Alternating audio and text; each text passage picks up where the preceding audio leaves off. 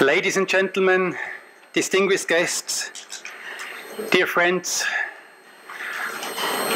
I think everybody has found a seat. There's some spaces left in the first rows, as always.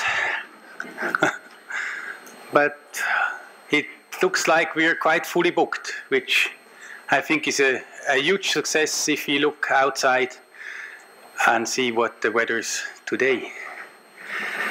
So again, distinguished guests, excellencies, ladies and gentlemen, on behalf of the Federal Department of Foreign Affairs, I am very pleased to welcome you today to this high-level conference on women's economic empowerment in the world of work.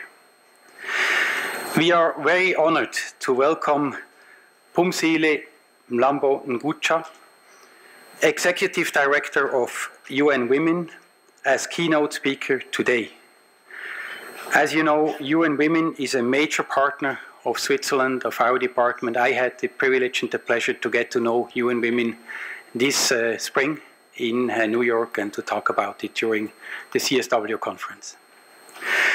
I also warmly welcome our moderator, Jane Hodges, former director at the International Labour Organization, and our four panelists, Simona Scarpaleccia, CEO of IKEA Switzerland.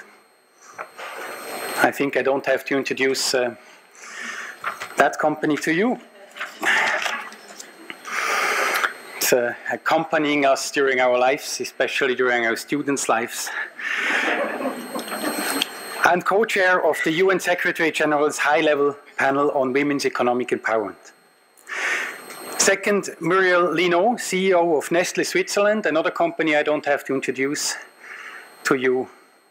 Third, Mary-Ellen Iskenderian, CEO of Women World Banking. And fourth, Thomas Gass, Ambassador and Vice Director of the Swiss Agency for Development and Cooperation. Thank you very much to all of you for being here and joining us today. Allow me to take this opportunity to thank our partners in this event, our co-host Foraus, the Global Compact Network Switzerland, and UN Women. Economic transformation and growth should benefit both women and men, abroad, but in Switzerland also. In 2017, Switzerland had been the most economically competitive country in the world for the 9th year in a row. And I would like to stop here, but my colleague continued and told me that this year we ranked only 4th. But it's still not bad. However, when it comes to fully including women in the economy, there is still quite some room for improvement.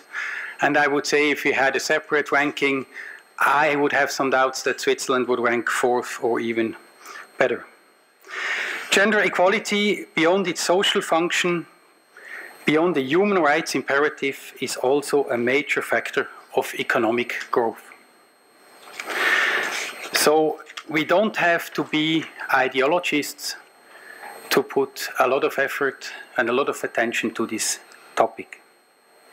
Gender equality drives better business results and has a positive impact on performance.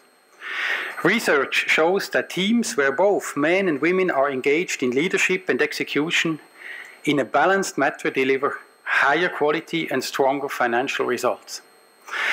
And I would just give you an example of my last posting where I headed the intelligence service, the Federal Intelligence Service of Switzerland.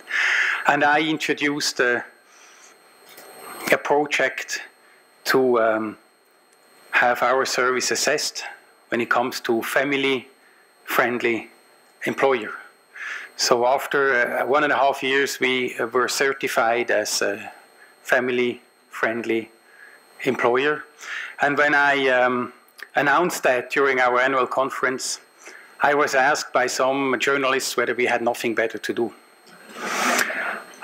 given the terrorist threat and other things. And I think what they tried to is to make fun about the topic that was very serious. And they said, we did it not because we had nothing better to do, but because we want to be competitive on all over the labor market and not just let aside a third or half of the population. And that's why we had to do it. We were the first intelligence service, I think, in the world who had this certificate. It was not so easy because we could not just give the names of the people to be interviewed. It was number 1, number 2, number 3. So also for those who certified us, it was a quite unique experience. And but this just goes to show, to explain you that I think it is really important wherever you stand politically, it doesn't matter, it's just in our own interest to promote the topic. And mixed teams deliver better in every aspect in Switzerland, especially also when it comes to languages. We know that women participate in labor markets on an unequal basis with men, that globally they are paid less than men, and that more likely to work in the informal sector. And we know also that they still bear a disproportionate responsibility for unpaid care work. More engagement from all stakeholders is needed to overcome existing barriers to women's economic empowerment. And this is precisely why today's discussion is timely. For us at the Federal Department of Foreign Affairs, investing in gender equality is crucial for achieving poverty reduction, inclusive economic growth, and sustainable development for the benefit of all.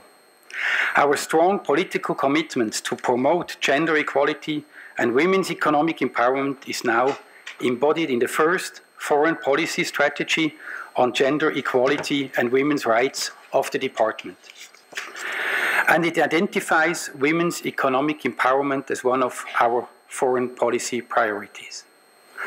All women should be able to fully participate in the economy through, for example, increased access to comprehensive financial services. When women generate and control financial assets, and when they are equal decision makers on the financial matters of the households and businesses, it is beneficial to individual communities and the global economy at large. All women should be able to fully participate in the economy by, for example, reducing the burden of unpaid care and domestic work on women. Time spent in unpaid care and domestic work is often not available for entering the paid labor market or taking up leadership responsibilities. Therefore, in our development projects, we support labor-saving technologies and infrastructure to improve access to water and reduce the workloads of women and girls. In Tajikistan, for example, newly installed water collection points and pipes to village households reduced the amount of time spent fetching water from 4 to 6 hours to around 30 minutes. That time saved has enabled girls to go to school more regularly and for a longer time.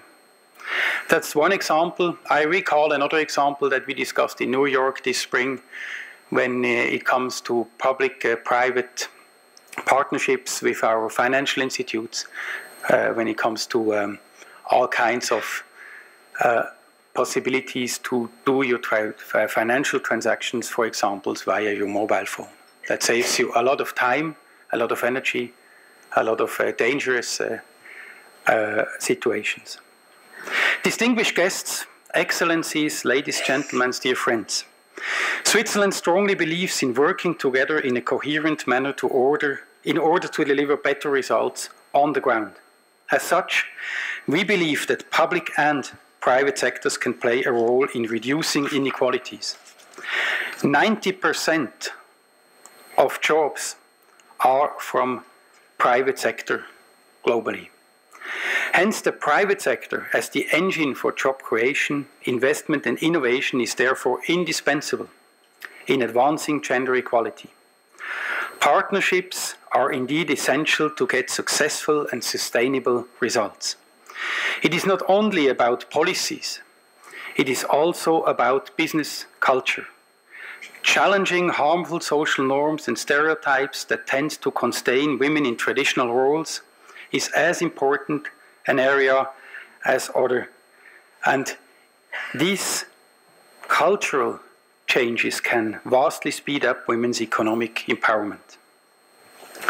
It's not about paper, it's really about behavior, if we want to change things. The Federal Department of Foreign Affairs attempts to be an exemplary employer and partner in this aspect.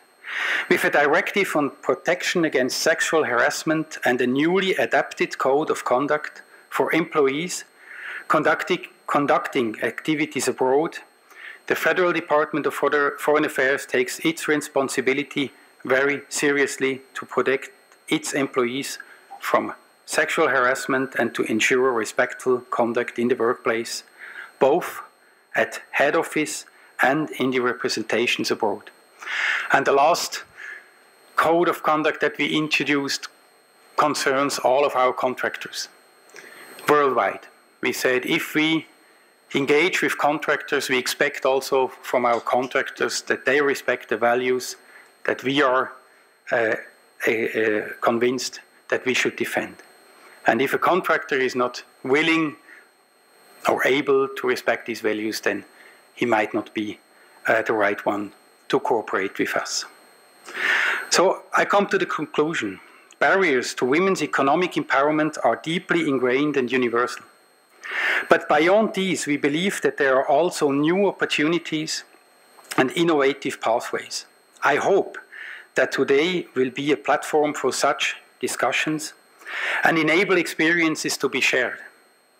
I look forward to hearing about the do's and don'ts from all sides, public and private sector, and to move this topic forward. I will now give the floor to Mrs. Pumsile Mlambo-Ngucha, Executive Director of UN Women. I look very forward to your contribution as well to the panel and to everything else. I wish you already a fruitful and insightful event, and to all of us very much success in this important topic. Thank you very much.